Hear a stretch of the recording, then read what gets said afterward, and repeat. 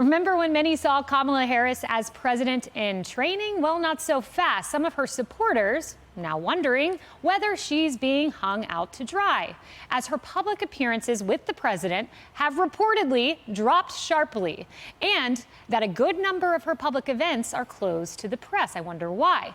This comes as Reverend Al Sharpton says he plans to meet with the president to discuss the Veeps duties. Interesting. He said this in an interview.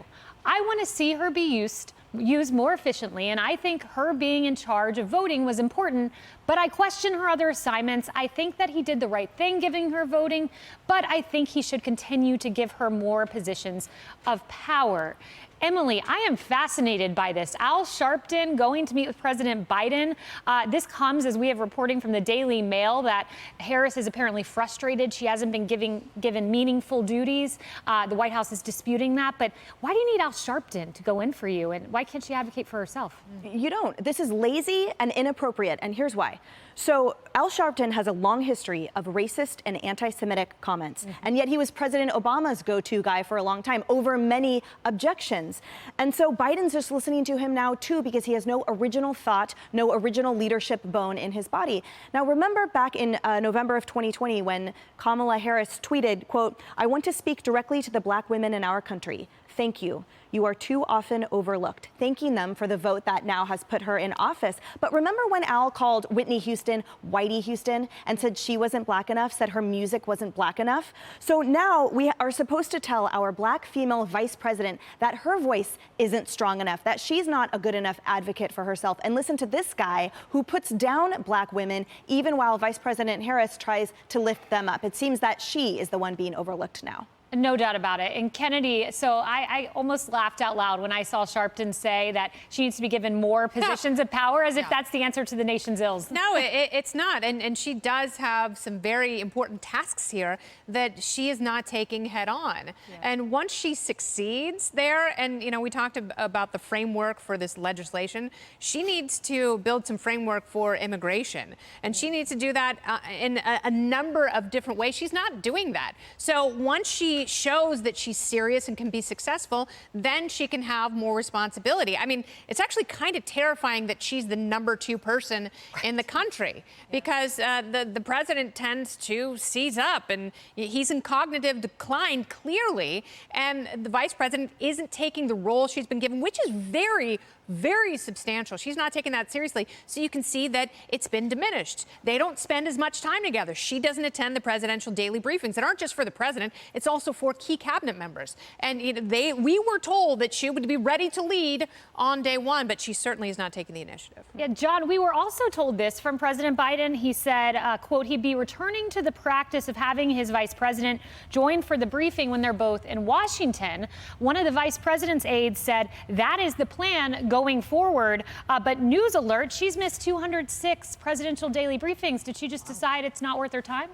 I'm just flabbergasted by this. Frankly, if this were another administration, this would be dismissed as the height of misogyny from a knight in shining armor, Al Sharpton, coming to the rescue of Kamala Harris. Kamala Harris is the highest-ranking female elected official in our nation's history. And she's the highest-ranking, and she needs somebody to come out. Al Sharpton. Well, you know where Al Sharpton should be? Al Sharpton should be in Lansing, Michigan right now, asking Gretchen Whitmer why Black people in Benton Harbor are drinking water that's worse than Flint. Al Sharpton should be in Lansing right now, holding Gretchen Whitmer accountable the same way that he held other Michigan lawmakers accountable. We've known about this since 2018 and refusing to do anything about this in Benton Harbor. There is no shortage, sadly, of crises that Kamala Harris could lead in, not the least of which being immigration, supply chain crisis, the border crisis. And now, it was just reported in the past few days that not only do we have asymmetric threats, terrorists that are capable of hitting the United States in the next 6 to 12 months, but we also have China with their Sputnik moment launching hypersonic weapons that can circle the world. There are plenty of things that Kamala Harris can jump into if she wants to lead. It's there because you have a placeholder president that has no idea where he is right now. But right now, the biggest concern is how high up victimhood goes in this party, that the second most powerful person on the planet feels helpless and needs Al Sharpton to come in If she can't stand up to Joe Biden, she cannot stand up to Putin. She cannot stand up to Xi, and she cannot stand up to terrorism. And that is a clear and present danger to the United States of America. Placeholder president, that's the best I've heard it said, John. Well done with that. Tommy, sometimes I just get the distinct feeling that Kamala Harris thinks this is all a show or a quest for power to become president because the going gets tough. Afghanistan, you can pretty much mark the date. She disappears. She's totally MIA. Then she hires Psaki's brother-in-law and a comms team to come help her, I guess, her public appearance. Is this at all about the betterment of the country or her future?